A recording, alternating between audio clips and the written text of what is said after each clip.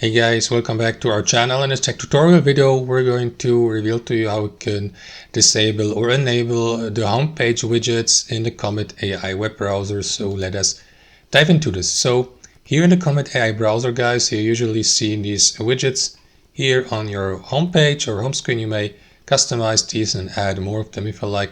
If you like to turn them off entirely, guys, this is how you can do it, because that one, you, for example, can't be removed. You will need to be logged into your Perplexity account. So let me do that really quickly by clicking into a login here with my Google account. So inside your Perplexity account, click into your profile icon in the bottom left corner and select account settings.